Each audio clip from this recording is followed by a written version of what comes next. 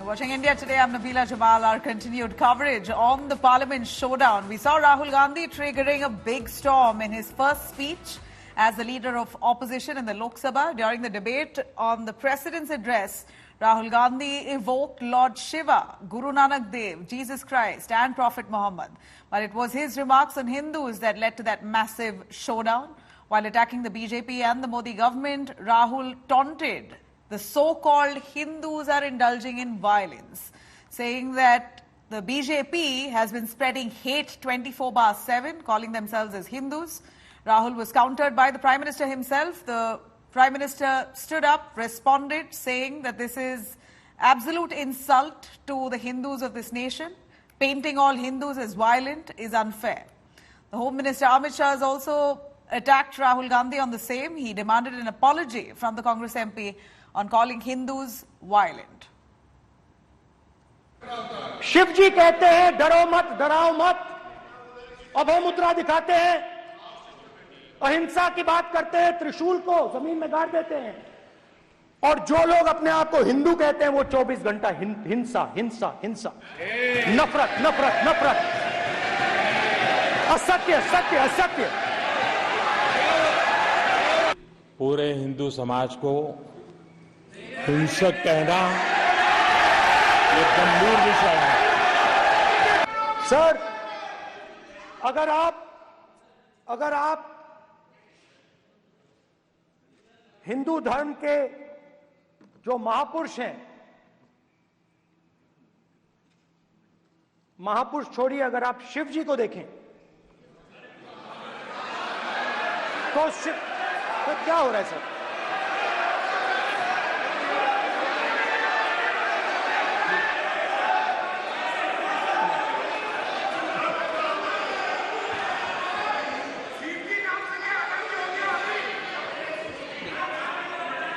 अगर आप शिव जी को देखें तो उनकी इमेज से आपको पता लगता है कि हिंदू डर नहीं फैला सकता, हिंदू हिंसा नहीं फैला सकता, हिंदू नफरत नहीं फैला सकता। और बीजेपी 24 घंटा नफरत हिंसा नफरत हिंसा नफरत हिंसा। स्पीकर सर, कहां तक इन्होंने डर फैला दिया है?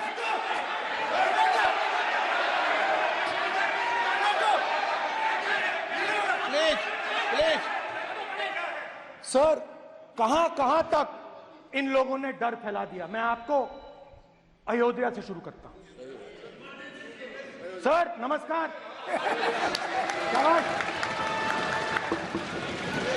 अयोध्या ने आपको मैसेज भेजा, अयोध्या ने राम भगवान। मेरा व्यवस्था का सवाल है।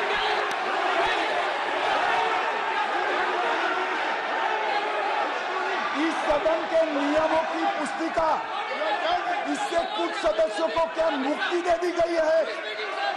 आपके गाइडेंस के बाद भी बार बार तस्वीर बताना, पूरे बीजेपी को हिंसा कर रही है ऐसे कहना, खड़े होकर एक दूसरे के बीच में हस्तधून करना, सारे नियम इनको लागू नहीं होते हैं।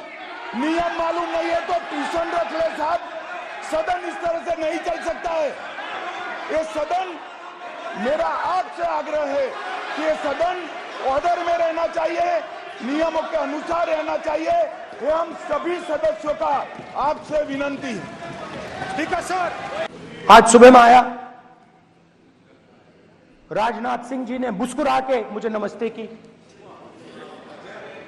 और मोदी जी बैठे हैं, मुस्कुराहट नहीं, सीरियस, नमस्ते भी नहीं करते। कहीं मोदी जी ना देख लें, प्रॉब्लम हो जाएगी। वही कहानी गडकरी जी की है, सच्चाई है। संविधान ने मुझे सिखाया है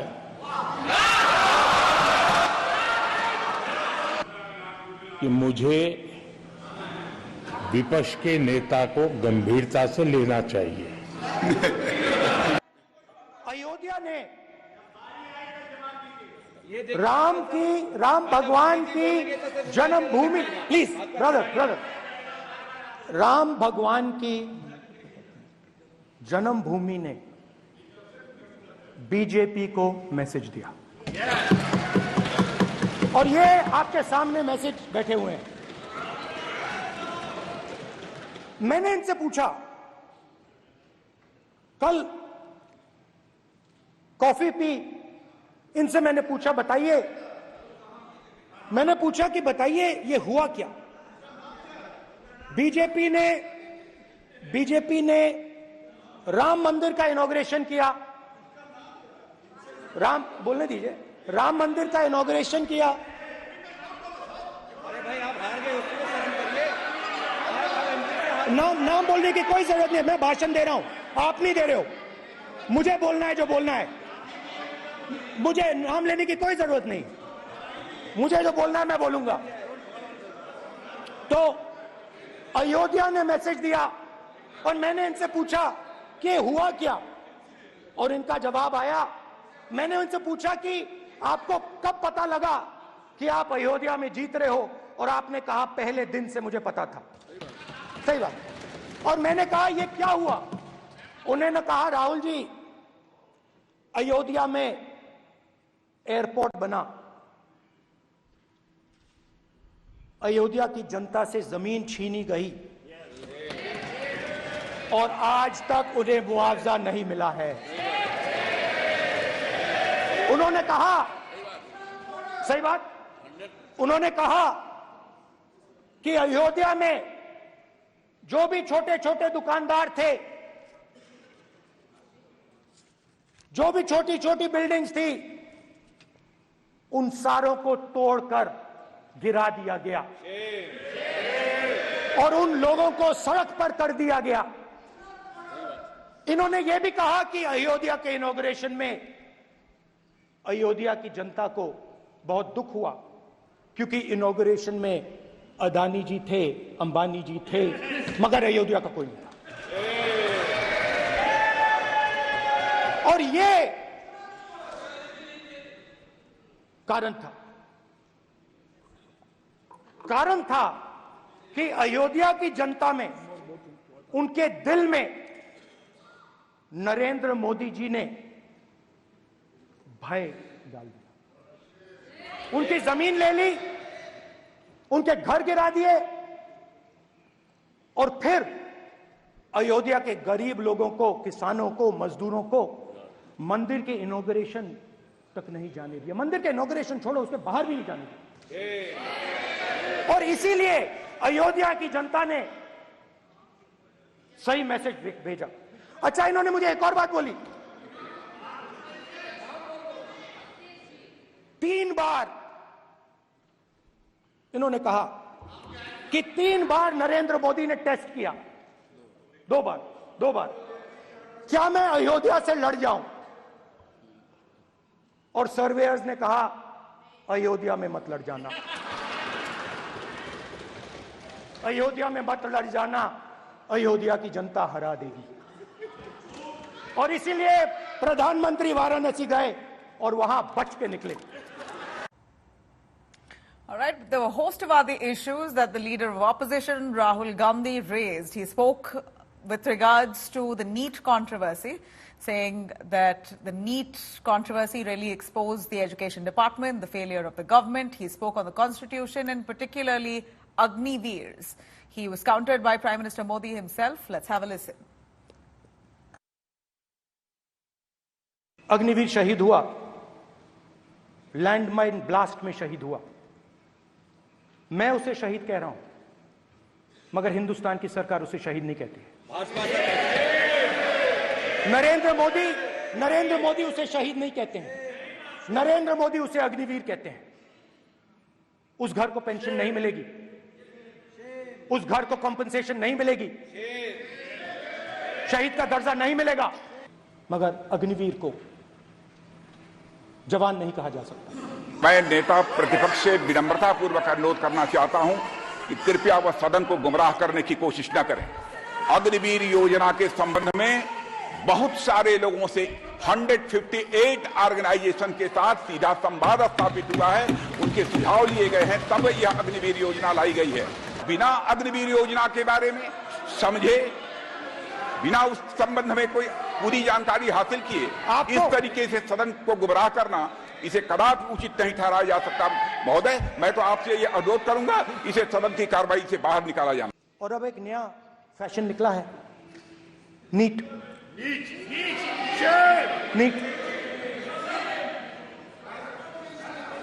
प्रोफेशनल एग्जाम्स को आपने कमर्शियल एग्जाम्स में बदल दिया है। NEET is not a professional exam, NEET is a commercial exam. NEET में एक स्टूडेंट टॉपर हो सकता है, एक्सेलेंट स्टूडेंट हो सकता है, मगर अगर उसके पास पैसा नहीं है, मेडिकल कॉलेज में नहीं जा सकता। सिंपल सी बात। नीट का पास मार्क 22% है। वो पूरा का पूरा एग्जाम, सर एजुकेशन मिनिस्टर पूरा का पूरा एग्जाम अमीर बच्चों के लिए बनाया गया है। कोटा में पूरे के पूरे एग्जाम को आपने सेंट्रलाइज किया। हजारों करोड़ रुपए बन रहे हैं, हजारों करोड़ रुपए बन रहे हैं। और कमर्शियल पेपर जो आपने बना रखे हैं, कमर्शियल एग्जाम्स, 7 साल में 70 बार पेपर लीक। प्रेसिडेंट्स एड्रेस में ना नीट की बात होगी, ना अग्निवीर की बात होगी, ये बातें नहीं होंगी। और हमने कहा, हम स्पीकर सर, हमने कहा कि एक दिन का डिस्कशन अलाउ कर दीजिए। हम आपके साथ खड़े होकर इसको रिजॉल्व करना चाहते हैं। इंस्टीट्यूशनल फेलियर है, हम आपकी मदद करना चाहते हैं, रिजॉल्व करना चाहते हैं। सरकार कहती है नहीं, डिस्कशन नहीं होगा, भविष्य का डिस्कशन हो ही नहीं सकता। The prime minister, of course, who has a direct connection with God, has a direct, speaks directly to God. Yes, the Paramatma speaks to Modi ji's Atma directly. Unlike with all humans, we are all biological. We are born, we die, but the Prime Minister is a non-biological being. And the Prime Minister says Gandhi is dead. And Gandhi was revived by a movie. I mean, can you understand the ignorance? That Gandhi is dead and a movie revived the father of the nation.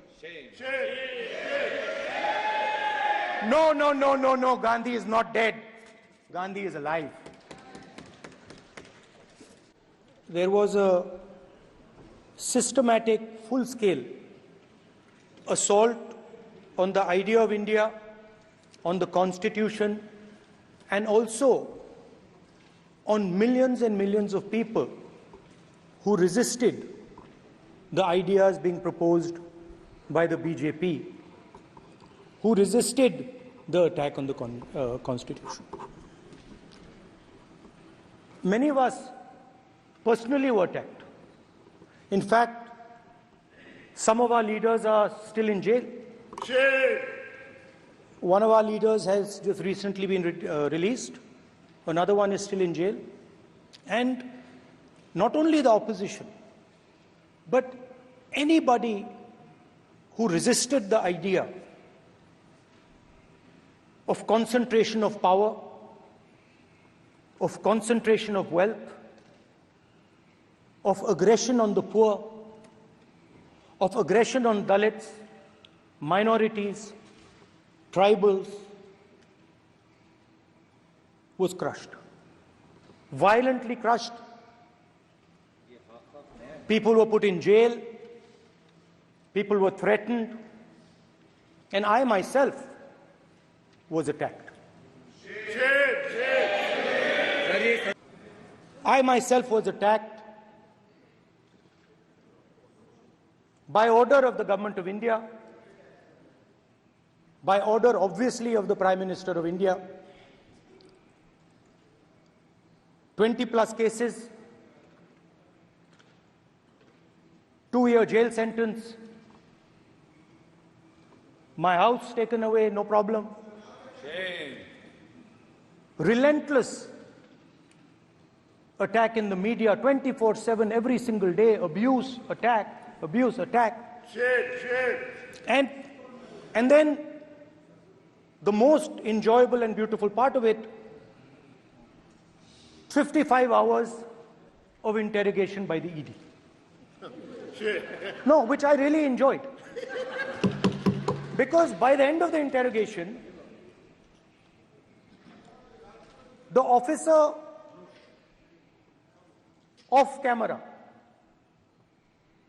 he switched off the camera and then he asked me, Rahul ji, you've been sitting here 55 hours. आप पत्थर जैसे हो, आप हिलते क्यों नहीं हो? मुझसे सवाल पूछा उसने. तो जब ऐसा आक्रमण होता है, when there's an attack like this on you, you obviously need refuge, you need a place, or you need ideas that defend you. पहली बार हिंदुस्तान की हिस्ट्री में जनता से स्टेट्स छीने गए हैं. जम्मू कश्मीर लद्दाख से आपने पहली बार स्टेट छीना है. मणिपुर को आपने सिविल वॉर में डुबा दिया है. मणिपुर को आपने और आपकी योजनाओं ने, आपकी पॉलिटिक्स ने जला दिया है. और आज तक हिंदुस्तान के प्रधानमंत्री मणिपुर नहीं गए हैं. ऐसा लगता है कि मणिपुर हिंदुस्तान का प्रदेश नहीं. प्रधानमंत्री के लिए मणिपुर स्टेट ही नहीं है. मणिपुर में सिविल वॉर हो ही नहीं रही है. और एक बार बयान दिया, हमने मतलब प्रेशर लगाया, हम गए, हमने प्रधानमंत्री से कहा एक मैसेज दे दीजिए, मणिपुर चले जाइए, जनता की वहां रक्षा कीजिए. नहीं,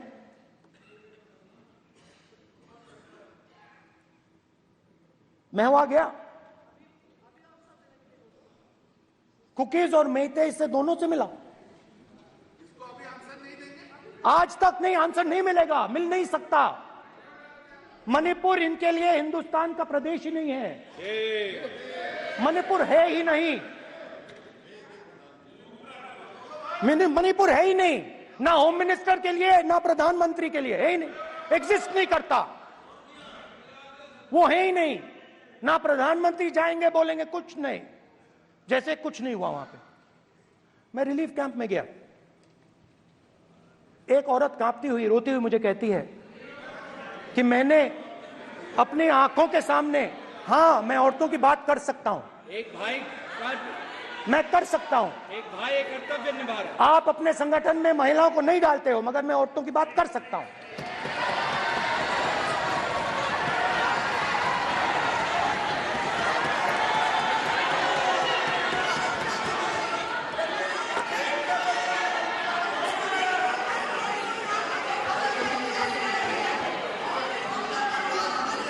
मुझे कहती है मैंने अपने आंखों के सामने, मेरे आंखों के सामने मेरे बच्चे को गोली मारी गई. मैं भागना नहीं चाहती थी, मैं मरना चाहती थी, उसके साथ मरना चाहती थी. मुझे घसीट के वहां से ले गए और फिर मेरे को अपने बच्चे की फोटो दिखाती है, कांपती हुई ऐसे फोटो दिखाती है. ये आपकी योजनाओं का नतीजा है. आपको शर्म आनी चाहिए. एक दिन प्रधानमंत्री 8 बजे कहते हैं, पता नहीं फाइन ट्यूनिंग हो गई भगवान के साथ, डायरेक्ट मैसेज भगवान. सर ने बोला है, सर प्रधानमंत्री ने ये बोला है, ये मैं नहीं बोल रहा हूं. प्रधानमंत्री ने बोला है कि मेरा डायरेक्ट कनेक्शन है भगवान के साथ.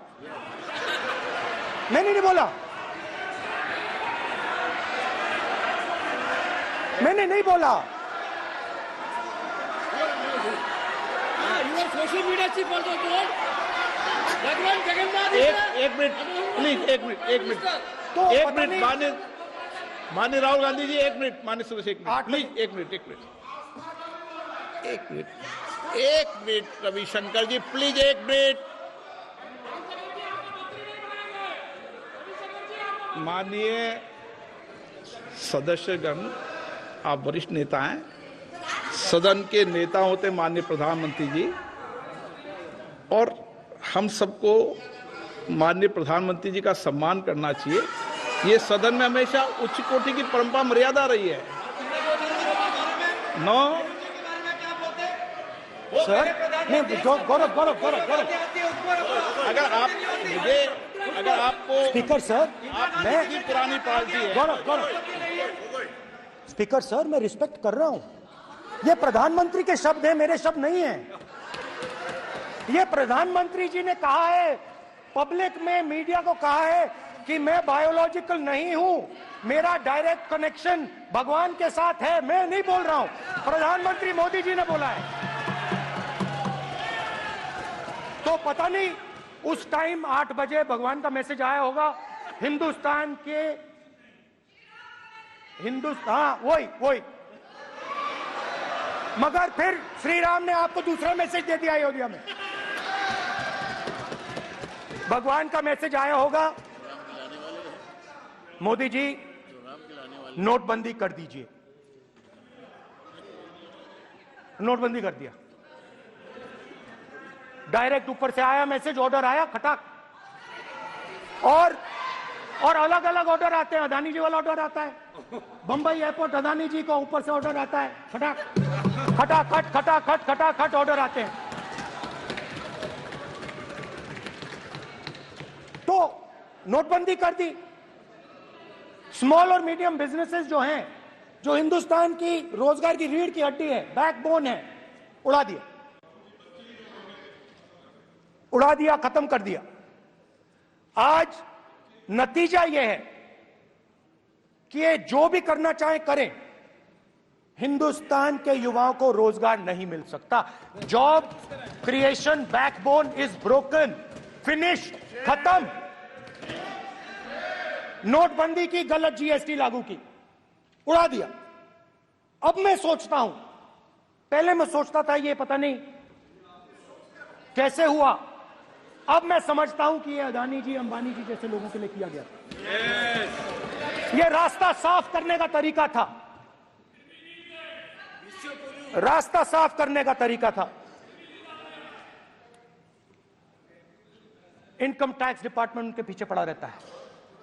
जीएसटी, डिमोनेटाइजेशन, 24 घंटा उनको तंग करते हैं। उनके कैश फ्लो को रिस्ट्रिक्ट करने की कोशिश करते हैं, कैश फ्लो को क्रश करने की कोशिश करते हैं कि वो परे हट जाएं और अरबपति उनकी जगह ले लें। आप किसी भी छोटे व्यापारी से पूछ लो, किसी भी स्मॉल मीडियम बिजनेस ओनर से पूछ लो, ये आपको बता देगा। गुजरात में मैं गया, टेक्सटाइल ओनर्स के साथ मेरी बात हुई। मैंने उनसे पूछा नोटबंदी क्यों हुई, जीएसटी क्यों हुई? साफ बोला अरबपतियों की मदद करने के लिए जीएसटी और नोटबंदी की गई है। नरेंद्र मोदी जी अरबपतियों के लिए काम करते हैं। Speaker sir, there are actually 2 people sitting in that chair. There is the Speaker of the Lok Sabha, the Speaker of the Indian Union, and there is Mr. Om Birla. When Modi ji went and shook your hand, and I went and shook your hand, I noticed something. When I shook your hand, you stood straight like this and shook my hand. And when Modi ji shook your hand, you bowed down and shook his hand. माननीय प्रधानमंत्री सदन के नेता हैं और मुझे मेरी संस्कृति संस्कार ये कहते हैं, व्यक्तिगत जीवन में भी, सार्वजनिक जीवन में भी और इस आसन पर भी, जो हमसे बड़े हैं उनको झुककर नमस्कार करो। मुझे यही सिखाया है और बराबर वालों से बराबर का व्यवहार करो, यही मुझे सिखाया है।